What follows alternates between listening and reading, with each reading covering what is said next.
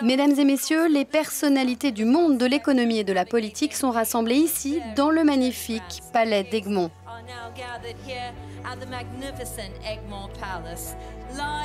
Nous sommes en direct de Bruxelles, sur Euronews.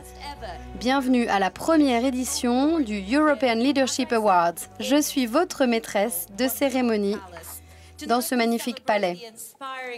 Ce soir, nous rendons hommage aux personnalités qui changent l'Europe grâce à leur merveilleux travail. Par votre présence ce soir et en regardant depuis chez vous, vous montrez votre soutien à ceux qui mettent tout en œuvre pour imposer l'influence européenne à travers le monde. Ces personnalités interviennent dans tous les domaines, c'est pourquoi les votes ont été ouverts au public.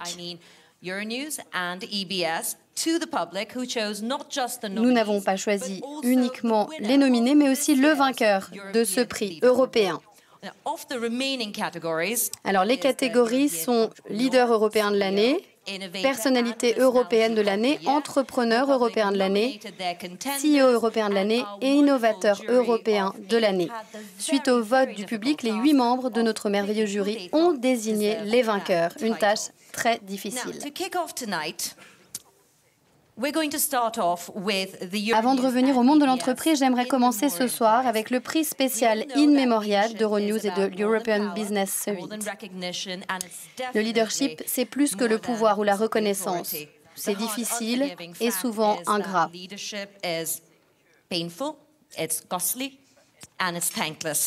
Nelson Mandela a dit un jour que le courage n'était pas l'absence de peur, mais le fait de triompher sur la peur. Et personne ne peut mieux incarner cela que la journaliste d'investigation maltaise, ma consoeur Daphne Caruana Galizia.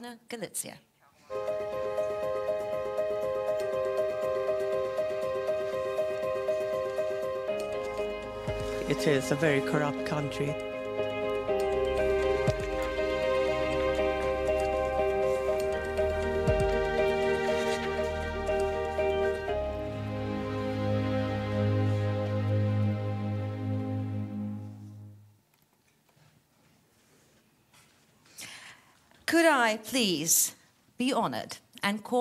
J'ai l'honneur d'appeler sur scène le président du Parlement européen, Antonio Tajani, pour présenter ce prix spécial d'Euronews et IBS, In Memoriam, attribué ce soir à Daphne Caruana Galizia pour le travail d'une vie qui a consisté à défendre l'une des valeurs fondamentales de l'Union européenne, à savoir la liberté de la presse.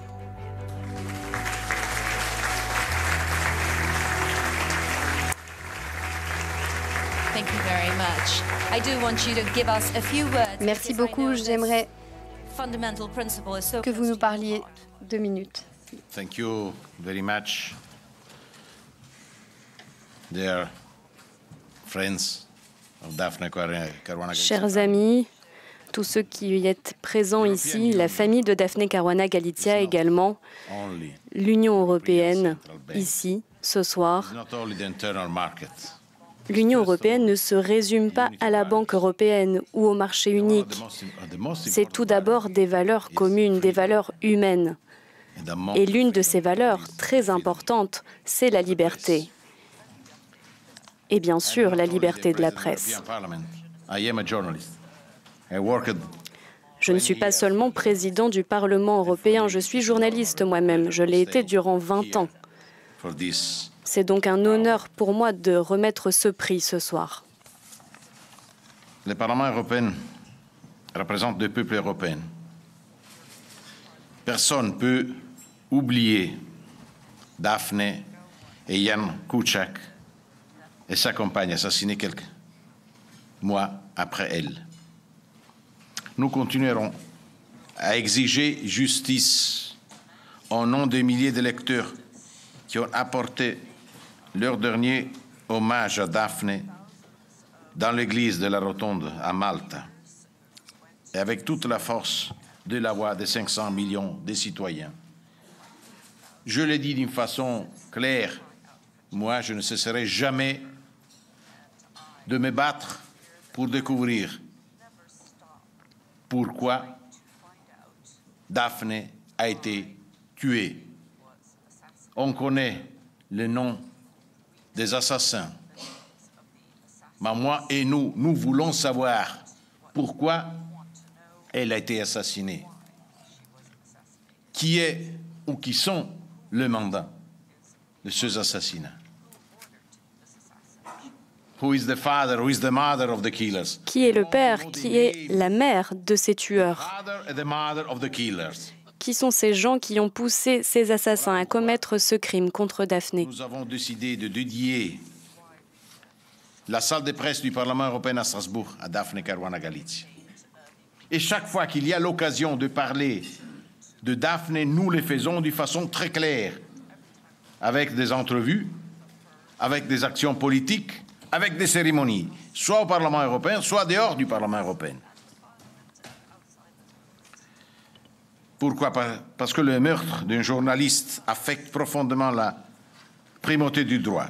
C'est pourquoi, lors de la plénière d'avril, nous avons adopté une résolution pour renforcer la protection des journalistes d'investigation.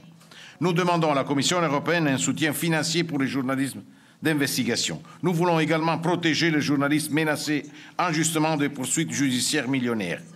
Nous avons proposé un nouveau système européen pour éviter tout processus d'intimidation. Il faut avoir du courage. Il ne faut jamais reculer quand on est à côté de la vérité. Mais la politique doit avoir le courage de soutenir les journalistes et soutenir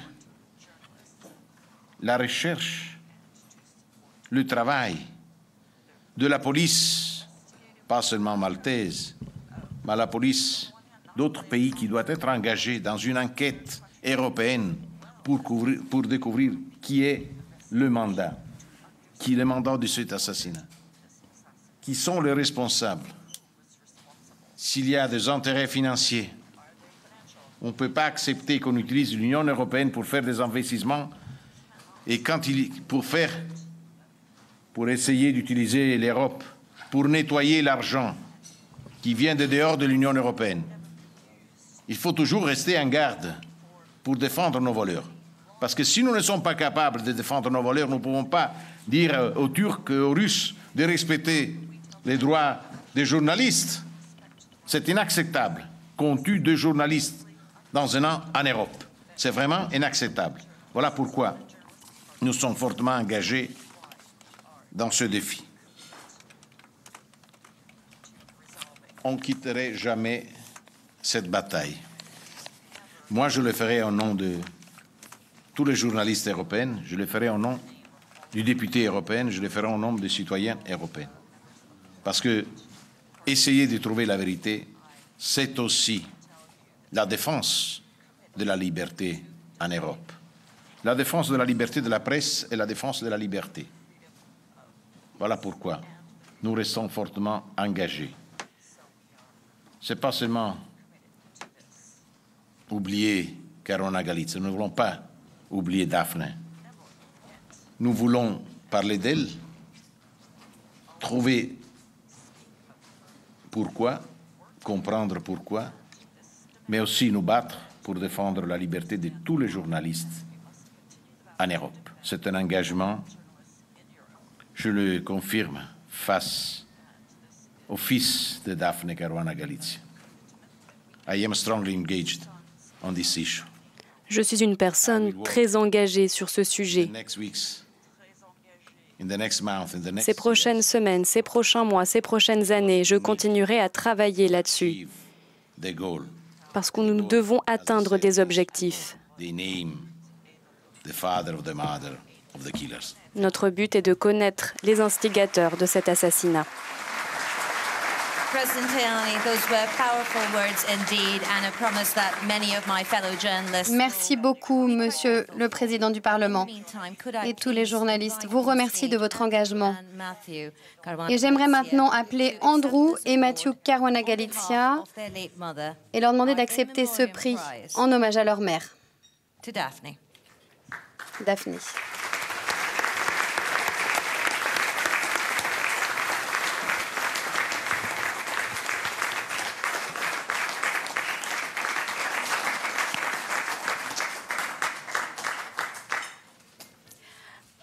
Matthew, Andrew, would you kindly give us a few words Matthew, Andrew, voulez-vous bien nous dire quelque chose, quelques mots sur votre mère?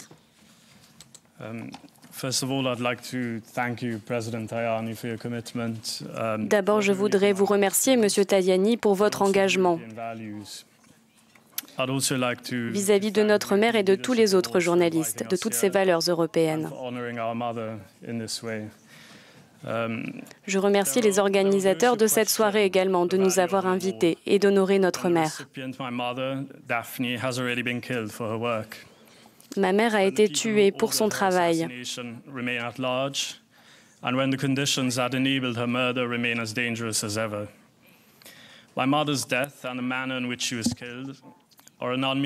Les tueurs sont toujours en liberté aujourd'hui. C'est un désastre pour nous, pour notre pays et pour la liberté de la presse en Europe. C'est un échec et d'impuissance totale. Just today, another man was wounded and possibly killed in another bombing in Malta. Il y a encore eu d'autres assassinats, peut-être un autre à Malte il y a quelques jours. La situation à Malte, dans notre pays, ce n'est pas seulement une situation qui n'appartient qu'à Malte, c'est aussi dans d'autres pays en Europe. Jan Kuciak a aussi été assassiné avec sa compagne. Paolo Borrometti, lui aussi, tué le mois dernier. Il y a 2 semaines, au Monténégro, un autre journaliste, on lui a tiré dessus.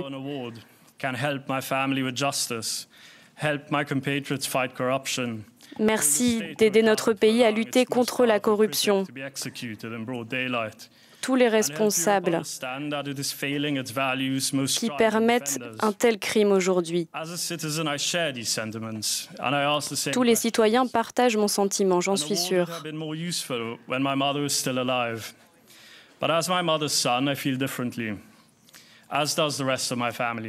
Ce prix serait encore plus beau si ma mère était encore en vie, bien sûr. Mais le meurtre de ma mère n'est que la première étape. Il y en a d'autres ensuite. Ça sert à intimider les gens, justement. Ça sert à intimider les gens qui cherchent à savoir pourquoi on l'a tué. C'est un véritable acte d'intimidation pour qu'on arrête d'enquêter. Ma mère et ses collègues, beaucoup de monde partout dans le monde, tout le monde a compris que sur notre île, il y a des élus, des policiers qui n'ont jamais rien lu des enquêtes de ma mère et qui sont contents de la savoir morte. Beaucoup de gens sont satisfaits de cette mort violente.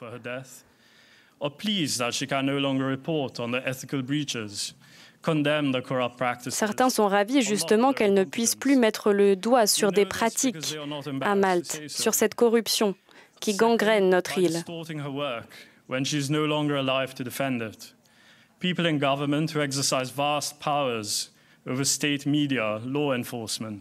Les personnes qu'elle dénonçait sont toujours au gouvernement, continuent de se représenter et ils tentent de retourner l'opinion contre elle. Ils ont dit que c'était une blogueuse et qui ne faisait que propager la haine, que c'était une traîtresse. Ils tentent de la rendre responsable de son propre assassinat.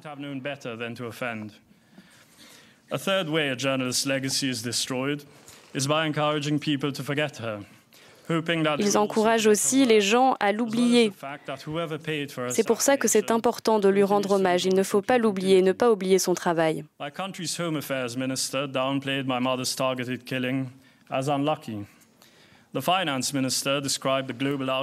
Le ministre des Finances à Malte avait dit que c'était exagéré cette réaction après l'assassinat contre ma mère. Le Premier ministre aussi a dit qu'il était temps de passer à autre chose, de tourner la page. Une plaque commémorative en l'honneur de notre mère a été retirée. Et à chaque fois qu'on essaye d'en parler, on essaye de nous en empêcher. Le jour où ma mère a été tuée, personne n'en a parlé à la télévision nationale.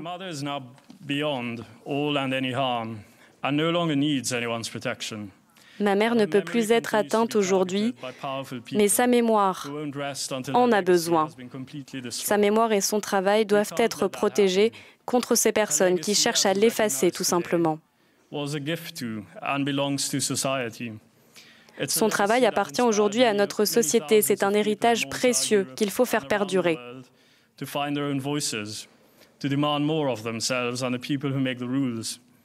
Nous ne pouvons pas améliorer le monde sans trouver le courage de lutter contre les agissements dans nos propres pays, contre ces actions immorales. En acceptant ce prix au nom de notre mère aujourd'hui, je l'accepte aussi au nom d'autres journalistes maltais qui continuent leur travail.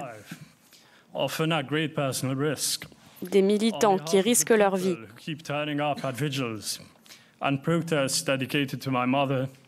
Je remercie tous ceux qui prennent la parole pour ma mère, qui se rassemblent en sa mémoire et qui poursuivent son travail aujourd'hui, qui racontent encore aujourd'hui son histoire. Je remercie tous ceux qui nous soutiennent et qui ne l'oublient pas.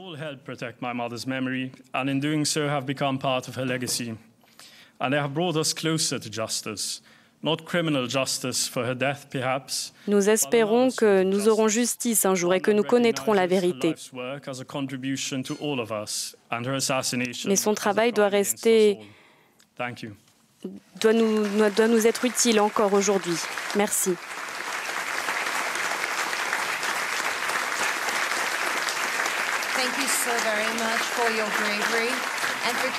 Merci beaucoup pour vos paroles et pour votre courage. Merci beaucoup, Président Tajani.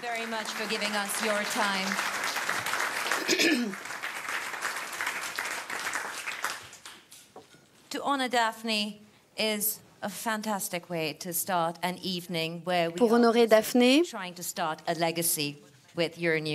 c'est une bonne manière de lancer cet événement pour une journaliste de cette qualité et avec ce courage. Maintenant, nous allons commencer les prix. Le leader européen de l'année.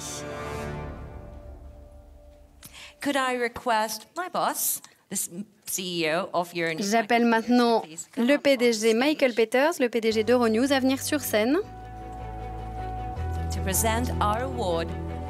pour présenter le prix du leader européen de l'année. Cela doit être difficile de lancer un tel événement pour la première fois. Pouvez-vous nous dire ce qui vous a donné cette idée de ce prix? Oui, je vais vous le dire. Et pourquoi on a eu envie de le faire maintenant et pas il y a 5 ans, par exemple? Alors, pour faire court, il y a en ce moment des histoires en Europe, des expériences de gens, beaucoup de talents en Europe, et on n'en parle pas assez tous les jours. Dans tous les médias, Euronews compris, on doit rendre hommage à ces talents européens. On aurait dû le faire il y a bien longtemps. Merci beaucoup aux gens d'European Business Summit qui organisent cet événement fantastique avec nous ce soir.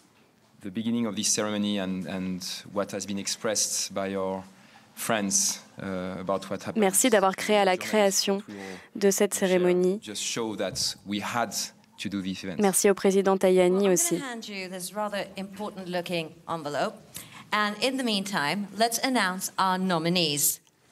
Alors, d'abord, les nominés sont le premier d'entre eux, Emmanuel Macron, président de la République française. Angela Merkel, la chancelière allemande, et Margrethe Vestager, la commissaire européenne à la concurrence. Alors on ouvre cette merveilleuse enveloppe.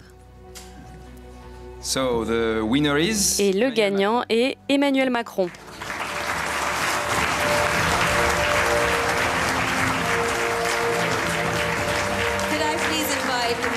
J'invite maintenant sur scène l'ambassadeur à Bruxelles, Monsieur Philippe Léglise-Costa, qui vient chercher le prix d'Emmanuel Macron.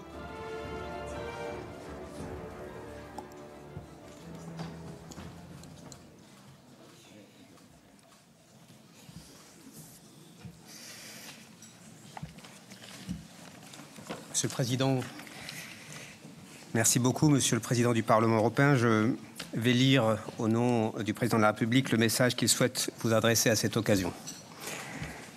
Le Président de la République remercie Euronews et l'EBS pour l'organisation de cet événement et regrette sincèrement de ne pas pouvoir être présent ce soir du fait de contraintes d'agenda. Il remercie les internautes et le jury qui l'ont nommé leader européen de l'année. Le Président rappelle son engagement profond pour l'Europe, ainsi qu'il a pu l'exprimer à de nombreuses reprises, que ce soit à Athènes, à la Sorbonne, au Parlement européen et à Aix-la-Chapelle. Vous connaissez sa conviction, c'est par la démocratie que l'on ravivera l'Europe des peuples, alors que moins d'un Européen sur deux s'est déplacé pour voter aux dernières élections européennes. C'est le sens des consultations citoyennes qui ont été initiées par la France et dans lesquelles les 27 États membres se sont engagés. Le Président appelle à la construction d'une nouvelle souveraineté européenne renforcée, ce qui implique de relever plusieurs défis à court terme. Les migrations, le numérique. L'Union européenne doit continuer de cultiver son approche singulière, respectueuse des libertés individuelles et des données personnelles, qui fait désormais référence. L'Union économique et monétaire, qui doit être renforcée par la définition d'une feuille de route qui fasse avancer la convergence au sein de la zone euro. La culture, qu'il convient de faire vivre via les universités européennes, mais aussi, notamment, la protection du droit d'auteur. Le Président appelle à ne pas perdre de vue que l'Europe est tout sauf une évidence et partage 4 impératifs d'action pour faire vivre le projet européen. Premier impératif, nous ne devons pas être faibles. L'Europe doit être à la hauteur des enjeux, qu'ils soient climatiques, liés au numérique, économiques, géopolitiques ou commerciaux. Si nous acceptons que d'autres grandes puissances se mettent en situation de décider pour nous, alors nous ne sommes plus souverains. Deuxième impératif, nous ne devons pas nous diviser. Croire qu'en se repliant sur soi-même, on maîtrisera mieux les choses est une erreur. L'Europe ne peut se bâtir que sur une solidarité constante. Nous ne devons pas avoir peur. Troisième impératif. Il ne faut rien céder sur l'état de droit, sur la vitalité de nos démocraties et de nos débats, les contestations qui les animent, la civilité qui fait notre identité. Enfin, nous ne devons pas attendre pour faire le choix de l'Europe. Il s'agit d'avancer, peut-être par un cercle plus intégré dans un premier temps sur certains sujets, en laissant toujours la possibilité à d'autres de le rejoindre. Nous ne pouvons pas considérer que le choix de l'Europe serait le choix du plus petit dénominateur commun ou du moindre risque. C'est ce message d'engagement que le président de la République française veut porter pour notre Europe. Je vous remercie.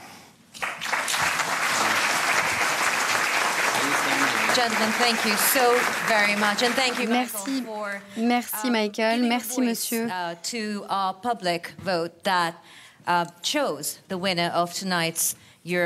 C'était la voix du public qui s'est exprimée et qui a fait le choix du président français. Et ce n'est pas étonnant, il bénéficie d'une grande popularité. Notre prochain prix distingue le dynamisme, la résilience nécessaires pour mener le futur avec une croissance durable. Nous passons maintenant au premier prix qui reconnaît la résilience pour mener le futur avec une croissance durable. Pouvez-vous tous applaudir pour accueillir sur scène le directeur général de Business Europe, Markus Bayer. So, I'm going to hand you that. Don't. He's in a hurry to figure out who is the winner. Non, on n'ouvre pas maintenant. Give me one answer. Je vous la donne, mais vous ne l'ouvrez pas. An amazing CEO to you. Quelles sont les qualités nécessaires pour réussir en tant que PDG? C'est une personne qui prend des décisions, qui n'a pas peur de prendre des décisions pour aller de l'avant. Et je voudrais remercier Euronews et EBS pour avoir créé ce prix. Il y a tellement de grandes questions actuellement. Il faut des leaders pour avancer. Alors, avant que Markus n'ouvre l'enveloppe, nous allons afficher les nominés. Anna Botin, à la tête du groupe Santander, la plus grande banque européenne en termes de capitalisation boursière. Nous avons Edita Kocic, qui a fondé Sidley en 2014, qui révolutionne la médecine et le diagnostic médical avec son bracelet. Et Lisa Lang, qui a fondé Electrocouture en 2014 et qui fait partie des 100 personnalités les plus influentes dans le monde de la technologie portable. Maintenant, Markus, vous pouvez ouvrir l'enveloppe. Le gagnant est Edita Kocic.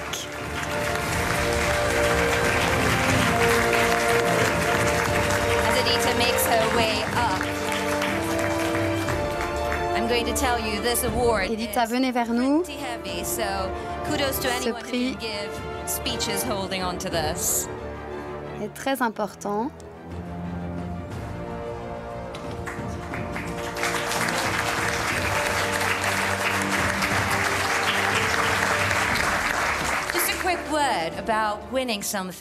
Juste quelques mots. Qu'est-ce que ça veut dire pour vous? Vous lancez votre entreprise et vous vous retrouvez avec un prix. Dites-nous. Merci beaucoup. Eh bien, en fait, ma grand-mère a souffert d'une sorte de démence à un moment et c'était très difficile pour toute ma famille. Il fallait beaucoup de temps pour s'occuper d'elle. Et je me souviens que ma grand-mère essayait de marcher, mais elle ne s'en souvenait pas, elle n'y arrivait pas. Elle ne se rendait plus compte d'où elle était. Elle commençait à perdre la tête.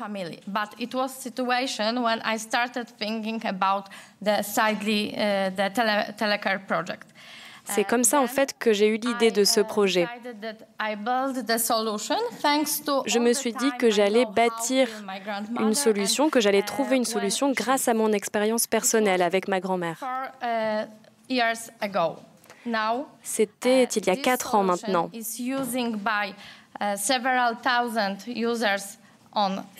Et aujourd'hui, plusieurs milliers de personnes l'utilisent à travers différents pays. Et ça marche plutôt bien, donc je suis vraiment contente.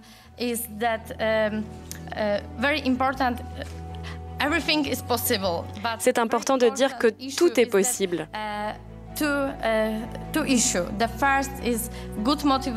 Il faut avoir de la motivation et de la réflexion. Eh bien, félicitations encore une fois, Edita, pour le travail formidable que vous avez fait.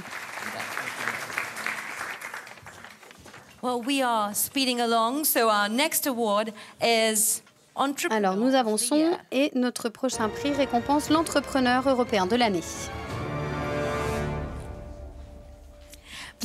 Merci d'accueillir sur scène notre membre du jury et conseillère associée chez Ernst & Young pour présenter le prix à la personne qui symbolise l'esprit d'entrepreneuriat. On accueille Beate Degen. Et la grande question, c'est qu'est-ce qui fait un entrepreneur?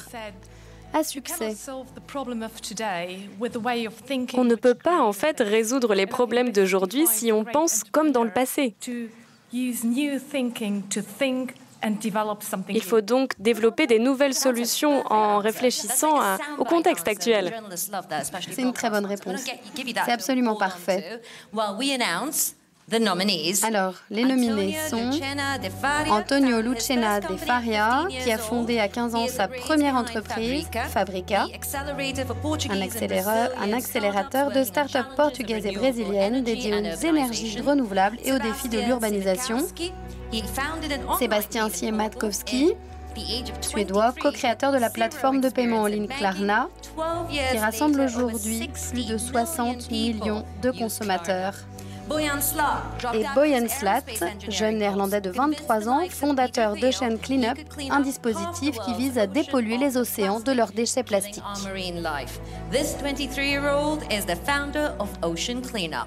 Il a 23 ans et il a fondé Ocean Cleanup. Et le gagnant est Boyan Slat.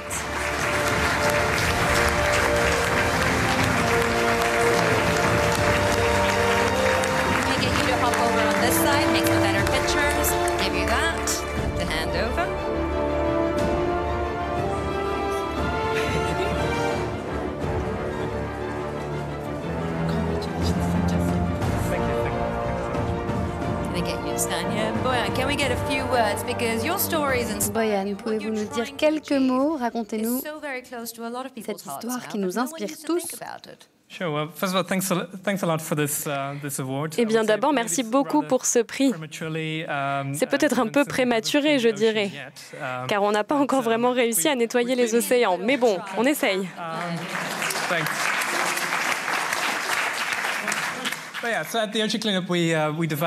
Avec Ocean Cleanup, on essaye de trouver des solutions donc pour dépolluer les océans des déchets plastiques partout.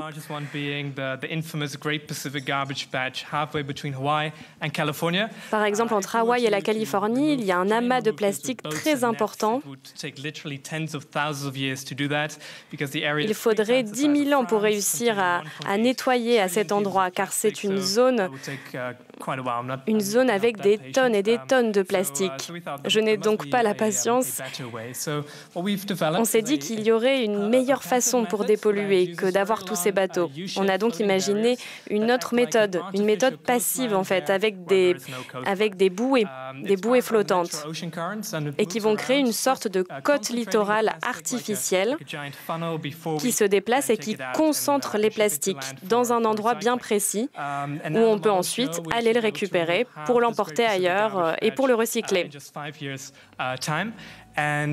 Nous espérons d'ici 5 ans avoir enlevé une bonne partie du plastique, surtout dans cette zone-là. Nous avons fait des prototypes et maintenant on va construire le premier système qu'on espère du coup ouvrir dans le Pacifique très prochainement, à la fin de cet été. Merci encore à nos investisseurs d'avoir rendu ce projet possible. Merci à toute mon équipe. Merci pour ce prix, ça nous motive beaucoup pour poursuivre. A very, very impressive cause. Thank you both very, very much. Beaucoup d'applaudissements pour cette grande cause. Nous passons maintenant à la catégorie suivante avec l'innovateur européen de l'année.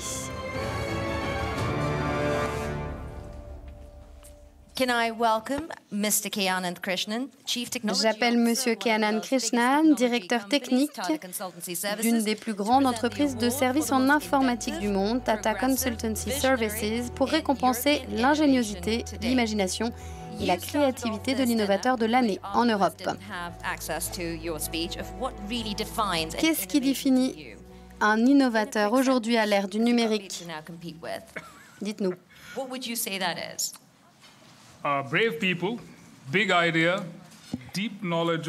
Eh bien, en quelques mots, il faut des grandes idées, une bonne connaissance du problème et beaucoup de patience et un goût pour le risque aussi. Merveilleuse réponse. Voici les nommés. Christian Imre, inventeur des lunettes à contrôle vocal EVA, ce Hongrois voulait améliorer le quotidien des personnes malvoyantes en créant des lunettes qui transforment les images et les textes en sons. Max et Allen Mohammadi, ces deux frères suédois, ont inventé HearStrings, première technologie au monde de l'intelligence artificielle qui diagnostique la maladie coronarienne à un stade plus précoce. Et enfin, le professeur Hannibal Olero, professeur au centre de recherche de l'Université de Séville, qui a développé le premier drone doté de capacités de manipulation aérienne avancées. Et dites-nous quel est le gagnant. Le gagnant est Christian Imre.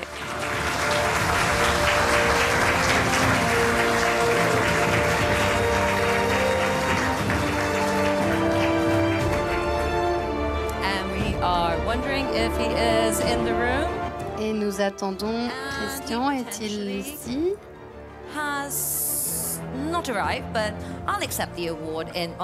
Il n'est pas arrivé, mais je vais accepter ce prix en son nom.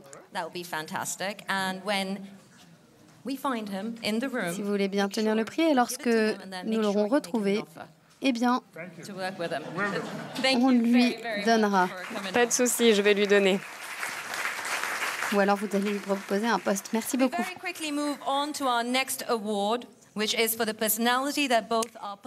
Notre prochain prix récompense la personnalité qui symbolise à elle seule l'année 2018 à la fois pour le public et pour le jury.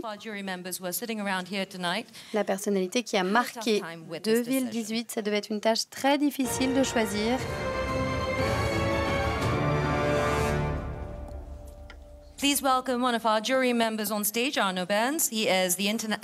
J'appelle sur scène Arno Behrens, conseiller international en durabilité et chercheur associé au Centre européen d'études politiques. Il va présenter le prix.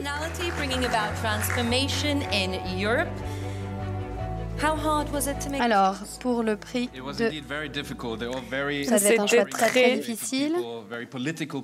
Ouais, c'était vraiment très difficile car beaucoup de jeunes gens avec des très beaux projets. C'était très difficile de les départager. Alors, tenez bien l'enveloppe.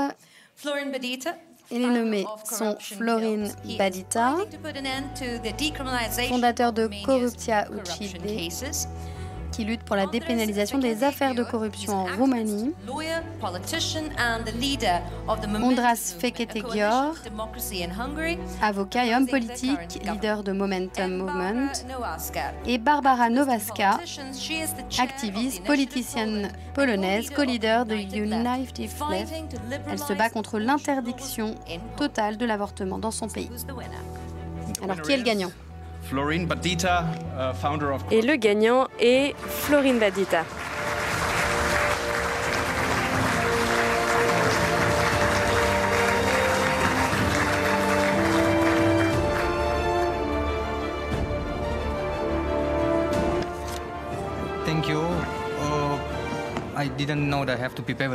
Merci beaucoup. Je ne savais pas que je devais préparer une conclusion. Un discours, mais je vais lire quelques mots. Je remercie tous ceux qui ont voté pour nous, pour notre projet. Nous avons maintenant 27 pays en Europe.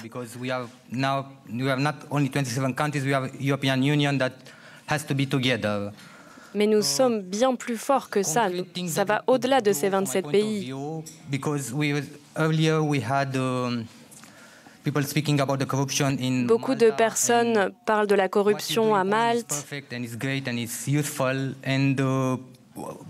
C'est un travail dantesque que tous ces journalistes font contre la corruption dans leur pays.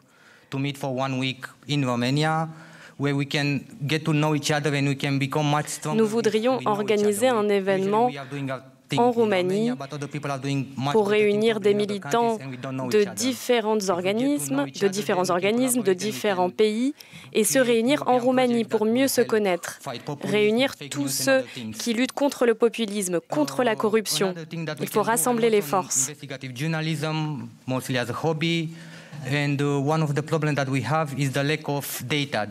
Un des problèmes qu'on a, c'est le manque de données, le manque de chiffres là-dessus. Ça serait peut-être donc plus facile si on est à un niveau européen de rassembler toutes nos données, de partager toutes nos informations et pour pouvoir fournir une base de données commune. So this would be with the land ownership and more transparency, basically. We need more transparency so we can investigate and on a aussi besoin de plus de transparence pour savoir quelles entreprises sont corrompues. Florine, thank you so very much for your kind words. And merci beaucoup, Florine. Et merci à tous les autres nommés qui ont fait un travail formidable. Thank you all for being here because merci à tous d'avoir été ici. The European Leadership Awards of 2018. I'd like to extend a special thanks to pour ces tout premiers prix, pour cette première édition des European Leadership Awards. Je remercie les Échos, notre partenaire média, et merci à nos téléspectateurs aussi qui ont voté, qui ont participé.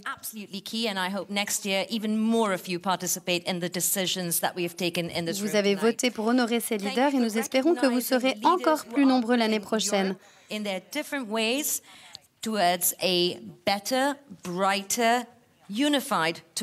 Merci d'avoir voté pour ceux qui tentent de tirer l'Europe vers le haut et qui montrent de beaux exemples. Merci à vous tous, je vous souhaite une très bonne soirée.